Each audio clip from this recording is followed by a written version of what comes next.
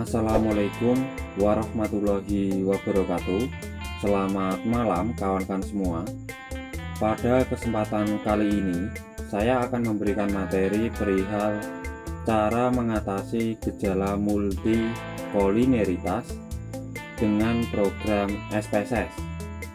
Nah, sebelum saya melakukan praktek di program SPSS, alangkah baiknya kawan-kawan semua harus mengetahui tentang konsep dasar dalam uji multikoliniaritas. Uji multikoliniaritas merupakan bagian dari uji asumsi klasik dalam analisis regresi linier berganda. Model regresi yang baik seharusnya tidak terjadi korelasi di antara variabel independen atau tidak terjadi gejala multikoliniaritas. Apabila terjadi gejala atau masalah dalam multikoliniaritas, maka dianjurkan melakukan metode penyembuhan. Nah, salah satu cara metode penyembuhan atau cara mengatasi gejala multikoliniaritas yaitu dengan melakukan eliminasi data. Nah, sebelum saya masuk ke program SPSS, akan saya tunjukkan tabulasi data yang ada di program Microsoft Excel. Nah, di sini saya menggunakan satu variabel dependent dan 3 variabel independen dengan jumlah data sebanyak 30 data. Nah, langsung saja akan saya copy datanya.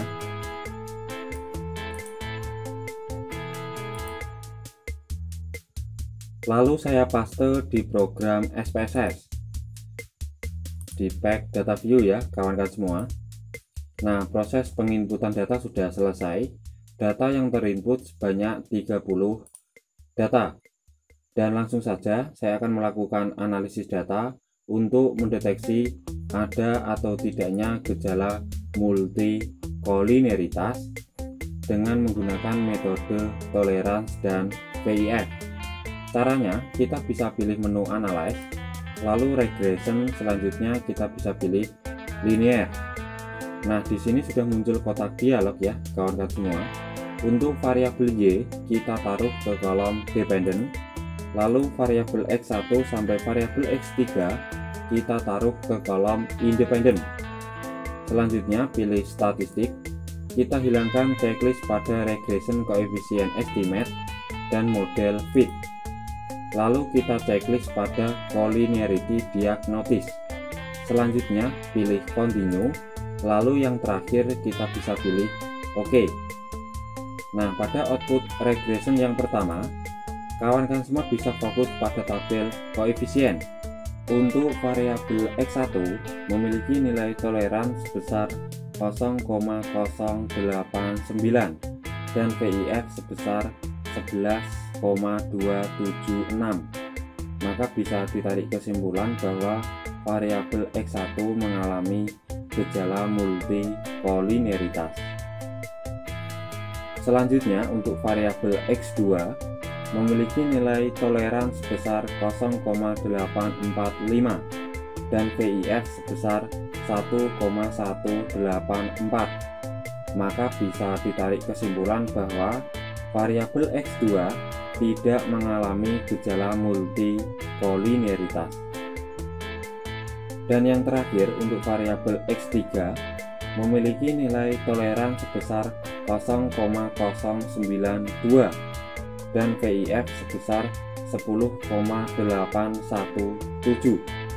Maka bisa ditarik kesimpulan bahwa variabel X3 mengalami gejala multikoliniaritas. Maka dari itu dianjurkan melakukan metode penyembuhan. Nah, di dalam video ini saya akan melakukan metode penyembuhan dengan cara melakukan eliminasi data. Nah, sebelum saya melakukan eliminasi data di program SPSS, saya akan membuat metrik korelasi di program Microsoft Excel. Kita minimize dulu SPSS-nya. Nah, di dalam Microsoft Excel ini saya akan membuat metrik korelasi sebagai acuan dalam eliminasi data. Nah, caranya gimana? Caranya bisa menggunakan rumus Corel. Nah, seperti ini ya kawan-kawan semua rumusnya. Klik di sini. Untuk pengisian kolom array 1, kita bisa copy data dari variabel Y. Begitu juga untuk kolom array 2. Lalu kunci rumusnya dengan tekan tombol F4 pada keyboard. Lalu pilih OK. Nah, kita tinggal menarik rumusnya dari variabel Y sampai X3. Nah, untuk angka 1 ini merupakan korelasi antara variabel Y dengan variabel Y. Selanjutnya untuk angka minus 0,09275 merupakan korelasi antara variabel X1 dengan variabel Y.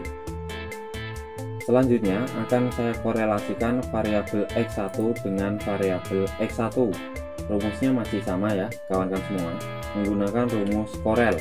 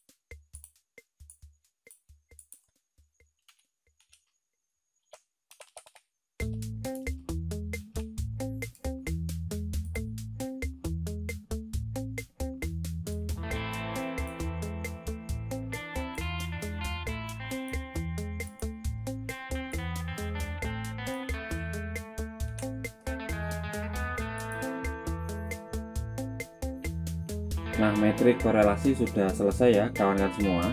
Metrik korelasi ini tujuannya sebagai acuan dalam penggunaan metode eliminasi data.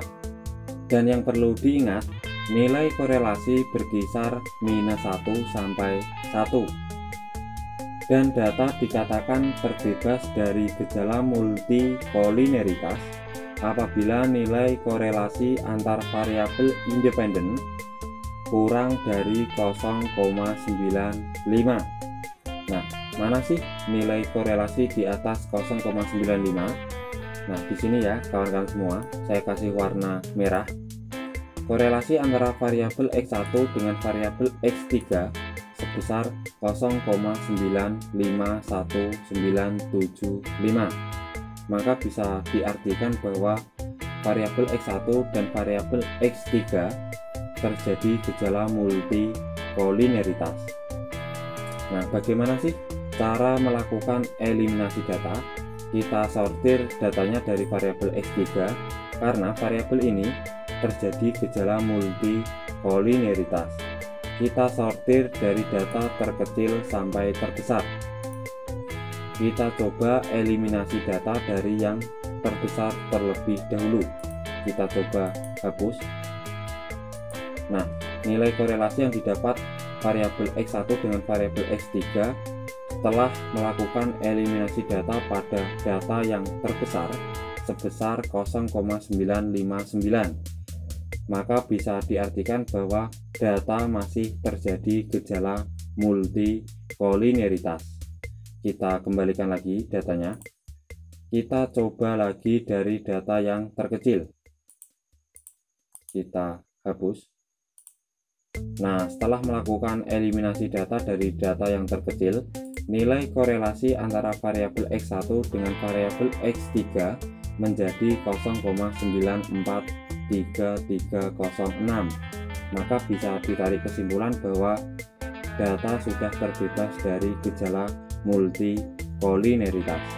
Nah, yang perlu diingat lagi ya kawan-kawan semua, apabila nilai korelasi antar variabel independen kurang dari 0,95, maka bisa ditarik kesimpulan bahwa data terbebas dari gejala multikolineritas.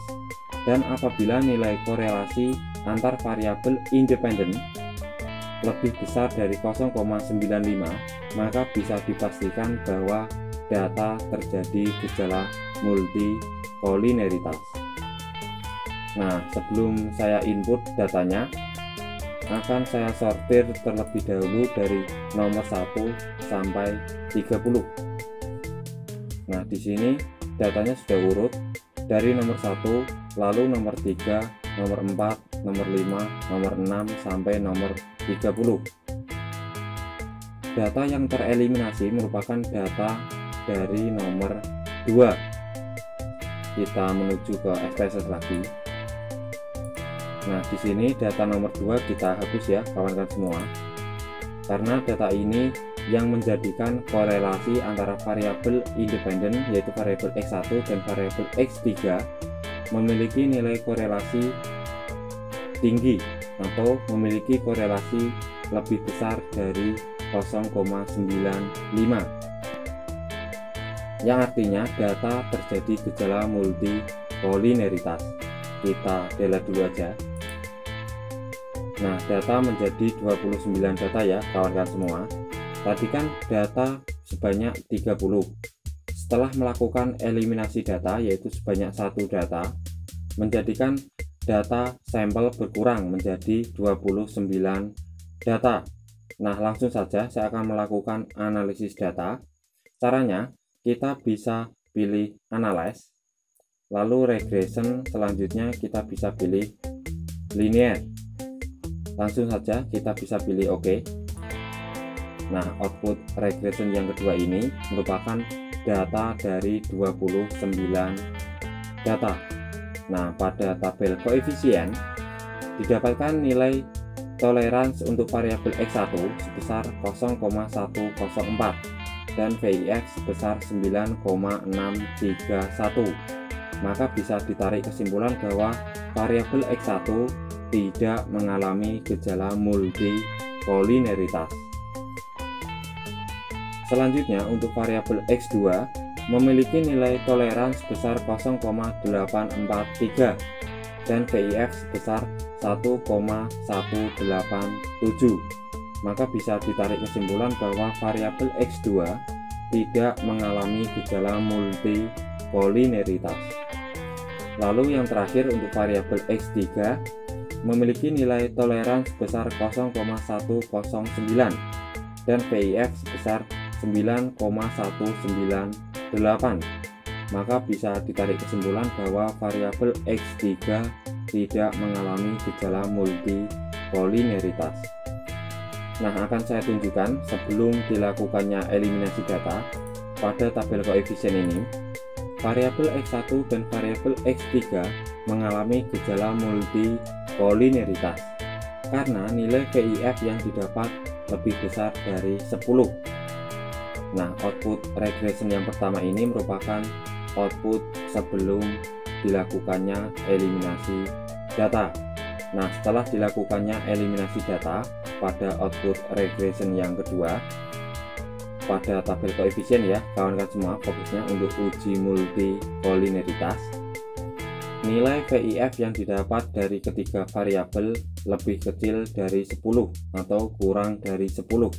Maka bisa ditarik kesimpulan bahwa data sudah terbebas dari gejala multikolineritas.